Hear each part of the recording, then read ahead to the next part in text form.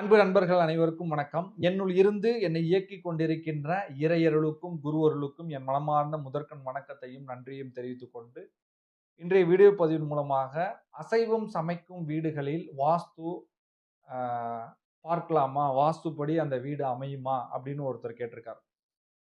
ஒரு வீட்ல அசைவம் சமைக்கிறாங்க சார். நீங்க என்ன சொல்றீங்கன்னா, தென்கிழக்கு கிச்சன்லயே வந்து வாயு மூலையில பூஜை ரூம் வச்சுக்கங்கன்னு சொல்றீங்க. அசைவம் சமைச்சா சரியா இருக்குமா சார்? அப்படின்னு ஒருத்தர் கேட்கிறாரு. அப்ப என்ன பண்ணுவாங்க அப்டின்னா, அடுத்த ஸ்டெப் போய் என்ன பண்ணுவாங்கன்னா, மனைக்கு வெளியில ஒரு கிச்சன் போட்டுருவாங்க. அவுட்டர் கிச்சன் அப்டின்னு சொல்லி தென்கிழக்குலயோ, அல்லது வந்து தென்கிழக்கு சார்ந்து ஏதோ ஒரு இடத்துலயோ வந்து ஒரு கிச்சன் போட்டுருவாங்க. அது வந்து சின்ன வீடா இருக்கு அப்டின்னு வச்சுக்கோமே, ஒரு middle class, upper middle class வீடா இருக்கு அப்டின்னா, வெறும் கிச்சன மட்டும் போட்டுட்டு, ஒரு ஷெட்ட போட்டுட்டு வுட்டுருவாங்க. இதுவே வந்து ஒரு அப்பர் மிடில் கிளாஸ்க்கு மேல இருக்காங்க அப்டின்னா என்ன பண்ணுவாங்கன்னா, பக்கத்திலேயே ஒரு டாய்லெட் போட்டுருவாங்க. ஏன் அப்டின்னா, சர்வன்ட் யாராச்சும் வருவாங்க சார், டிரைவர் யாராவது வருவாரு. அப்படியே கிச்சன் பக்கத்துல டாய்லெட் போட்டு அத அப்படியே வச்சுக்கிறேன். ஒரு தவறு இருந்துட்டு போகுது சார். மத்ததெல்லாம் சரியா இருக்கே அப்படின்னு சொல்லுவாங்க. ஒரே ஒரு தவறு அந்த வீட்ல இருக்கக்கூடிய மொத்த விஷயங்களையும் பாழ் செய்யும் அப்படிங்கிறது தான். எப்படி வந்து ஒரு 1 லிட்டர் பால்ல ஒரு சொட்டு விஷம் விழுந்தால் தவறோ, அதுபோல ஒரு வாஸ்துப்படி இருக்கக்கூடிய வீடு அப்படின்னு எடுத்துக்கிட்டீங்கன்னா, ஒரு தவறாக இருந்தாலும் அது வந்து மொத்த நீங்க இப்ப நீங்க அனுபவிச்சு கட்டக்கூடிய வீட்ல இருக்கக்கூடிய எல்லா விஷயத்தையும் கொலாப்ஸ் பண்ணும் அப்படிங்கிற விஷயத்த புரிஞ்சுக்கங்க. நம்ம வாஸ்து அப்படின்னாலே வந்து 100% சொல்றோம் இல்லையா? அடிப்படை விதிகள் எல்லாத்தையும் பயன்படுத்துனீங்க அப்படின்னாவே உங்களுக்கு 80% தான் மார்க். 20% கிடையாது. செப்டி டேங்க்கு, படிக்கட்டு 2ம் வந்துருச்சு. டாய்லெட், பாத்ரூம் வந்துருச்சு அப்படின்னா 20 மார்க் கிடையாது. அப்ப 80 மார்க் தான். 80ய 100ஆ கன்வெர்ட் பண்ணி தான் அந்த வீடு கட்டுறீங்க. அதுலயும் ஒரு தவறு பண்றீங்க அப்படின்னா 2 ரூல் அடி வாங்கிரும். உயரம், பள்ளம்ங்கிற ஒரு ரூல் அடி வாங்கிரும். அந்த அந்த மூலையில அக்னி மூலை அப்படின்னு சொல்லக்கூடிய விஷயமும் அடி வாங்கிரும். இதெல்லாம் கூட எல்லாருமே சொல்லிருவாங்க. எல்லாருமே சொல்லக்கூடிய ஒரு விஷயம் தான். ஆனால் எங்கெல்லாம் 2 கிட்சன்கள் அமைக்கப்படுதோ, அங்கெல்லாம் வந்து பிரிவினை அப்படிங்கிற ஒரு விஷயம் வந்து நேரடியாக வந்துரும் அப்படிங்கிறத நீங்க புரிஞ்சுக்கங்க. "என்னடா என்னப்பா சொல்ற? புதுசா சொல்றியே" அப்படின்னு கேட்டீங்கன்னா, ஒரு வீட்ல 2 கிட்சன் இருக்கு அப்படின்னா, 2 பேர் சமைக்கக்கூடிய விஷயமாக மாறும். இன்று இல்லன்னா என்னைக்காவது ஒரு நாள் மாறும் அப்படிங்கிற விஷயம் தான்.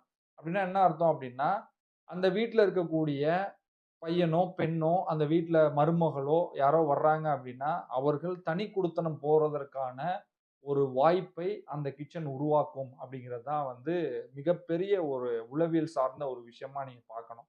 அதனால ஒரு வீடு கட்டுறீங்க அப்படின்னா, ஒரு கிட்சன் தான் இருக்கணும் அந்த மனைக்குள்ள. ஒரு கிட்சனுக்கு மேல போடுறீங்க அப்படின்னாலே, ஆட்டோமேட்டிக்கா அந்த பெண் குழந்தையோ, ஆண் குழந்தையோ உங்க வீட்ல இருக்கு அப்படின்னா, அந்த குழந்தை தனி குடித்தனம் போவதற்கு முயற்சிகளை ஏற்படுத்தும் அப்படிங்கிற விஷயம் நீங்க வந்து புரிஞ்சுக்கணும். ஸோ எந்த சூழ்நிலையிலும் அதற்கு வந்து வாய்ப்புகளை கொடுக்காதீங்க அப்படிங்கிறது தான். எப்படி வந்து ஒரு வீடு அப்படின்னா வந்து ஒரு கிட்சன் இருக்கணும்னு சொல்றோமோ, அந்த அவுட்டர் கிட்சன் அப்படிங்கிற கான்செப்ட்டே வந்து விட்டுறணும் அப்படிங்கிறத வந்து நல்லா புரிஞ்சுக்கங்க. இது வந்து ரொம்ப சீரியஸான விஷயம். அதுல அசைவம் சமைக்கலாமா அப்படின்னு கேட்டா, மகாபெரியவர் சொல்றது தான் நினைவுக்கு வருது. மகாபெரியவர் என்ன சொல்றாருன்னா, ஒரு கோவிலுக்கு போகணும் அப்படின்னாலே வந்து 3 நாள் வந்து வெஜிடேரியனே சாப்பிடக்கூடாது அப்படின்னு சொல்றாரு. அப்படின்னா என்ன அர்த்தம் அப்படின்னா, நம்ம சாப்பிட்டோம் அப்படின்னா 3 நாளைக்கு கழிவு அப்படிங்கிற ஒரு விஷயம் வந்து வயிற்றிலே இருக்கும். அந்த கழிவு இருக்கும் பொழுது நான் எப்படி போய் தாயார பார்ப்பேன் அப்படின்னு ஒரு விஷயம் சொல்லுவாராம். அந்த காலகட்டங்கள்லாம் கடந்து நம்ம வந்துட்டோம்.